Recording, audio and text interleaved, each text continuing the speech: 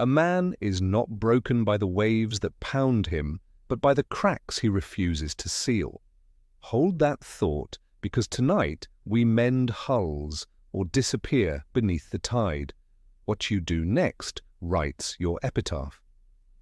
There is no calm within the man who bows to insanity, and no nobility in the soul that lifts a cup of poison, sips it slowly, and christens the venom love. His ruin arrives not with cannon fire, famine, or flood, but with a grin, a kiss, a whisper that coils around his spine until he mistakes constriction for affection. No mourners line the streets for him because he volunteers for a silent funeral and signs the consent form for his own extinction. Marcus Aurelius never pleaded for mercy. He commanded it, bending storms to his will and leaving us warnings, cold iron, not lullabies. You possess power over your own mind, not over outside events, he wrote.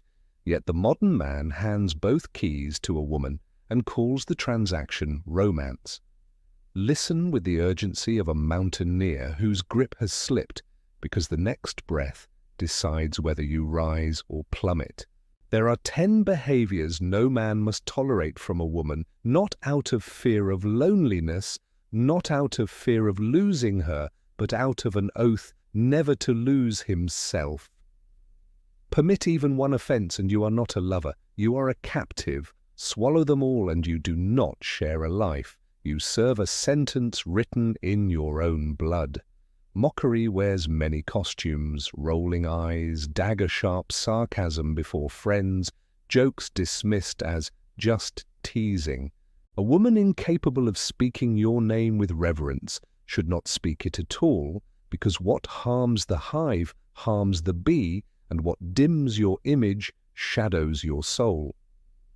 Let mockery pass unchecked, and you shovel dirt onto confidence. One uneasy laugh, one shrugged-off insult, one silent wound at a time, until love resembles a tombstone. Normalized chaos follows, her moods crash like weather fronts, dawn warmth, noon ice, midnight thunder, and you bleed daily while branding the pattern passion. It is not passion, it is pathology sprayed with perfume and apologies.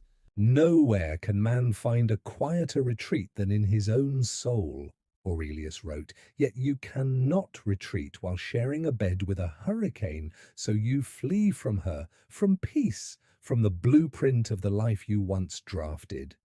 Addiction to attention strips dignity next. She cannot breathe without an audience.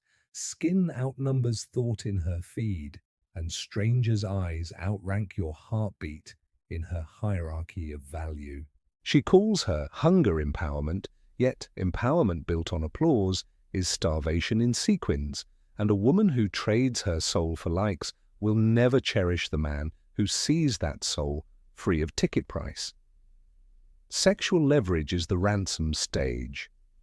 Intimacy withheld as punishment, bestowed as currency, rationed like bread in a siege. You crawl to her warmth like a penitent, forgetting the spine you were gifted at birth. Lust, harnessed by another's agenda, turns man to marionette. A marionette cannot build an empire. It only dances when strings are pulled. The act is not sin, capitulation is, and every compromise tightens a collar welded by her control and your obedience. Contempt for purpose arrives quietly, yet cuts deepest. Your goals amuse her, your discipline annoys her, and interruptions masquerade as quality time, while she mocks the ladder you climb. She sees no worth in any future not centered on her throne. Waste no more time arguing what a good man should be. Be one, Marcus demanded, but you cannot ascend while each stride forward is tripped by the partner at your side. We have crossed 5 poisons and 5 remain, if even one sounds familiar. This is not a lecture, it is a mirror, and bleeding is not romantic but self-destruction drenched in fragrance. The phantom of competition surfaces at poison 6. She does not walk beside you, she races you, turning shared victories into scoreboards, that must always tilt in her favor.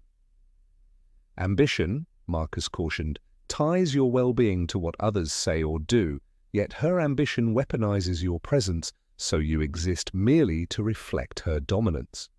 Trauma as trump card emerges at 7. Every cruelty is pardoned by her past, each cold act excused as healing, and you morph from companion to therapist and emotional punching bag. The best revenge is not to be like your enemy, the Stoic warned, but you find yourself crucified on the altar of empathy she exploits, nails driven by your own consent. Entitlement without reciprocity strikes at 8. She expects royalty, offers peasantry, and still declares herself the prize. Gratitude fossilizes while criticism flourishes. You build, she annotates. You sacrifice, she demands. You lead, she resists, because surrender to strength feels like defeat to an ego that worships itself. Boundary testing drips in at 9. Tiny lies, midnight texts to just friends, vanishing acts, photos she swore were private, each measures your silence. If it is not right, do not do it. If it is not true, do not say it, Marcus warned. Yet she does it, and you stay, granting permission with every non-reaction. The quiet erosion of respect completes the set. No fireworks, no slammed doors, just a slow fade until your voice is background noise in a home you paid for, and the miracle of sunrise shrinks when the woman beside you treats your existence as furniture. Ignored long enough, you stop rising and become a ghost in daylight, a flicker where a man once stood.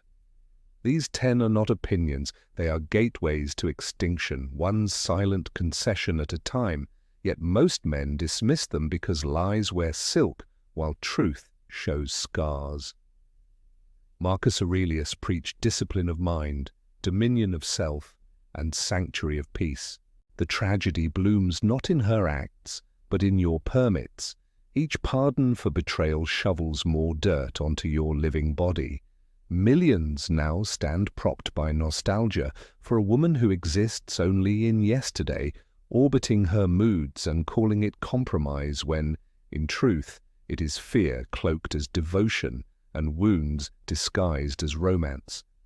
Real strength lives in refusal, walking away without footnotes, choosing sanity over 1,000 whispered apologies, and declaring, "I will not ignite," simply because she is cold. That strength grows from stillness, a man seated with himself, until he remembers he was whole before she entered, and will remain whole once she exits. "Be the cliff against which waves break," Marcus wrote. Cliffs do not roar, yet they stand unshaken, sculpting the very fury that assaults them. The renewed man is unshakable, moving by principle rather than permission. Tears once dismantling him now pass like weather he no longer forecasts. Peace is not requested. It is required, delivered, in the language of departure. He re-enters the emperor's path, mornings forged by discipline, words chosen like blades, time traded only for purpose. He reads more than he scrolls, builds more than he complains, and retreats into solitude not to sulk, but to sharpen, while the world mislabels his sovereignty cold. Scars dull, temptations fade, and he no longer rewrites history or craves her return because the cost is tattooed on his memory. Rebuilt from rubble, he refuses to trade that kingdom for another audience. He has answered Marcus's morning command, "Rise to do the work of a human being." That work is not chasing, pleasing, or arguing. It is guarding the sacred flame no beauty may extinguish, transmuting wounds into weapons and clarity into law. You either retake your throne or wander forever in fog. Those are the only exits from this battlefield. Untouchable is not oppressive. It simply refuses to kneel before illusion. Clarity dismantles the myth that love must hurt, that tolerance equals virtue, that goodness demands endless endurance. Now he is dangerous only to empires of manipulation that once gorged on his confusion, because clarity ruins their game. He does not argue, he observes. He does not chase, he selects.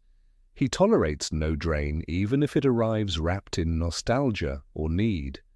So guard your mind like a citadel. No woman lives rent-free. No memory pilots your future. No pain distorts your compass. Accept the hard truth that some love is chaos by design, and endless forgiveness is not mercy but masochism. The world may call you bitter, yet the world does not pay your nightly bleeding fee. Live the Stoic code, sovereign, alert, awake, and any woman who enters your orbit will feel gravity, not walls. She will choose respect or exit, because that is the law in this kingdom rebuilt. You were not born to bleed in silence or explain yourself into exhaustion. You were born to command your mind and guard your fire, changing the landscape, not because it grows kinder, but because you become immovable. Remember Marcus Aurelius not as history, but as a mirror polished with blood and resolve. And if this message roused you, share it. Millions still sleep, and you may be the alarm.